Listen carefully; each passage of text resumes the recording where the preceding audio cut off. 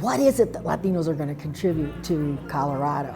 And so I really want people to be thinking about that, how we are the past, because we were the ones that settled this state first, but what is it we're going to do in the future? And how can everybody be part of that? Because as a culture and not a race, we have a bienvenido, inclusive spirit, and we want people to join with us.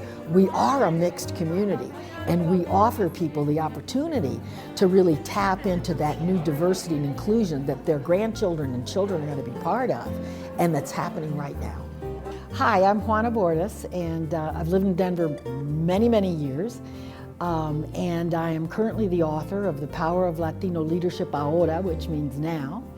And I have dedicated my professional and personal career to working with women and the Latino community and to advancing a more humane and people-centered society. You know, 47% of Latinos are still working class. They still make under the minimum wage. And so because 40% of the Latino community are immigrants, there's this whole feeling that if we can get educated, if we can help our children become professionals, then we'll be able to lift up the whole community. And so education was really important to my parents. I'm not sure they knew I was going to keep going and become Dr. Bordas, because they probably didn't even imagine that, right? But it's like once you step on that path and once you begin to educate yourself, the doors are open for you and you're able to do more and more and learn more and more. But I also think the purpose of life is growth, learning, and advancement, that human beings really thrive when they're developing themselves and expanding themselves and tapping into their own power and efficacy.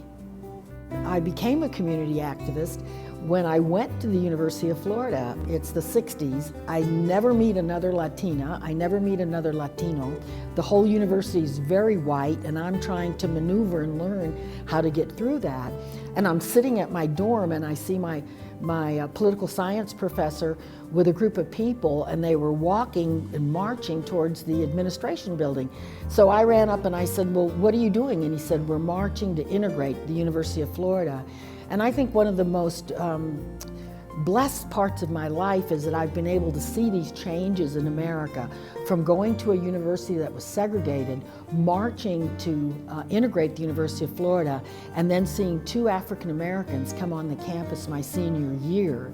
And so I've been able to see this and be part of this change in America. And now the challenge is how do we create an equitable society?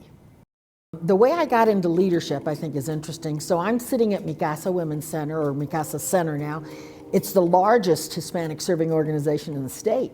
It was built over 40 years, so I was very fortunate to be here at the very beginning. I could be here for 10 years, women would still be looking for jobs. They'd still need a GED, they'd still need to improve their English. The high school kids that come here will still need to be helped to finish high school. And I was thinking to myself, what's going to change that? And I thought, it's leadership. Because when you become a leader, you can deal with the issues that create inequity. When you become a leader, you can work in civic change. You can elect people to office that care more about people than their own advancement. That's what leadership is about. Whether you're in an organization, or you're in school, or you're in a business, you need to take care of people so that they can then do their best work. And so when I went to develop curriculums and work with people that were Latinos around leadership, there was nothing that said, here's how Latinos lead. Here's how Latinos made it through 500 years of being called minorities, being called marginalized, working in the hard jobs, being discriminated against, being the essential workers, not getting the educational opportunities they needed to advance. And so that's how I got into writing, looking at the convergence of leadership between Latinos, African Americans, and American Indians. How did we get here is the question. Under such dire circumstances, under having to get people motivated to work for social change and to be civically engaged when they were working class, when they didn't have resources, when they knew they would never see the kind of society they wanted in their own lifetimes, how did our leaders inspire people to do that?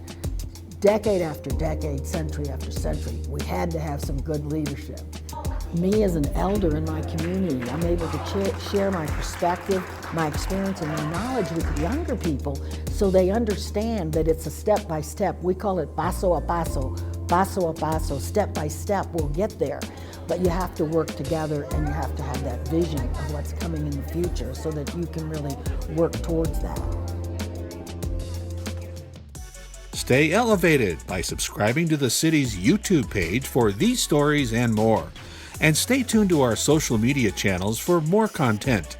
Don't miss our new episodes of Elevating Denver, premiering each month. Thanks for watching, Denver.